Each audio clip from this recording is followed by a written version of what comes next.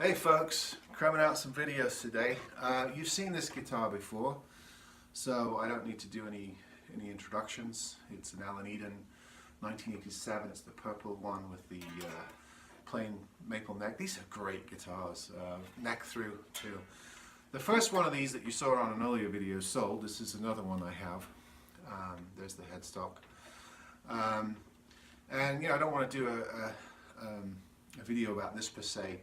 I did 2 videos back. I did a lengthy video about guitar repair damage and buying, selling guitars that are damaged, cracked, repaired, not repaired, projects, that kind of thing.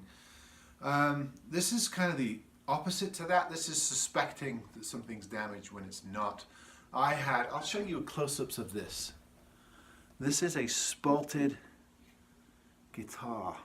Spalting is a unique and interesting finish where you purposely rot the wood and allow some of it to rot away to create these interesting patterns. Now, somebody emailed me right away and say, "Why is your guitar full of holes? You said it's new." Well, it is new, and a spalted finish is supposed to be. This is all done purposely. It's artistic. So, and it gets really interesting when you look at the back. Look at that there. That's a really big spalt hole there.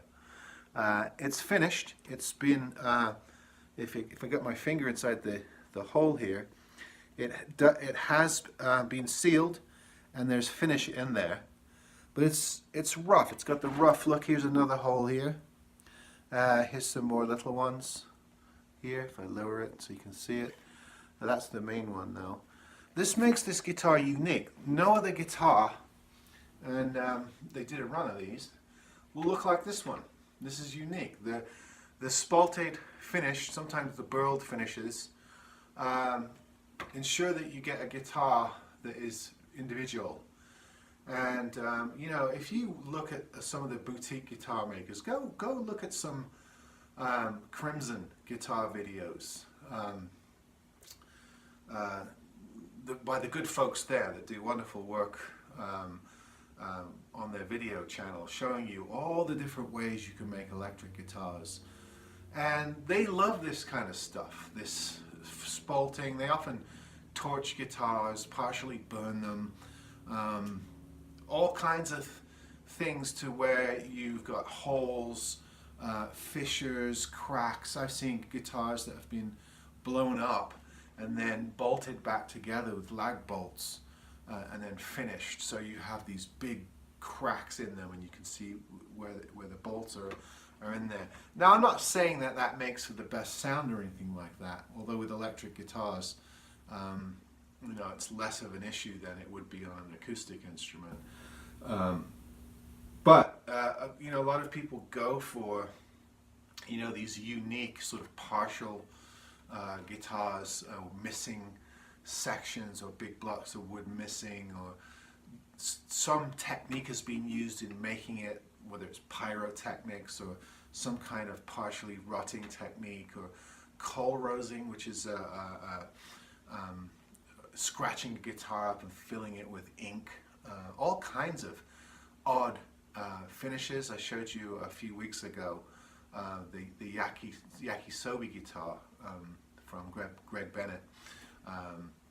That was an interesting Japanese finishing technique.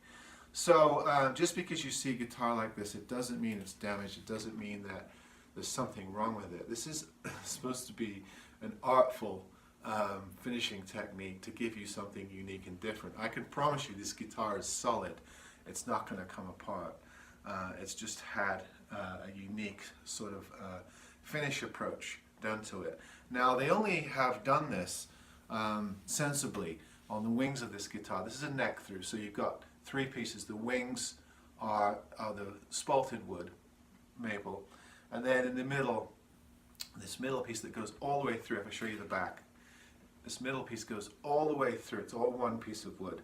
That is not spalted because you don't really want your holes or your finish imperfections. you know, where the electronics are, and especially down the neck. So the neck is clean, smooth. It just has these interesting fissures and holes and spalt areas where the wood's been partially rotten away and then finished to make it unique, different, cool, groovy. You know, it's neat. It's a really great guitar. I love these guitars. I think they're really vastly underrated. I've seen a couple of reviews where they get hammered, and I've had 4 or 5 of them now, and I don't understand why people are doing that. The boards on these things are really nice. The fretwork's really good. The pickups are really decent. The parts are good. The tuners, I haven't had any issues with. A neck-through guitar with this kind of interesting finishing technique at this price. You know, this guitar sells new for around, I don't know, $350, $400, something like that. They always include a case or a bag with it.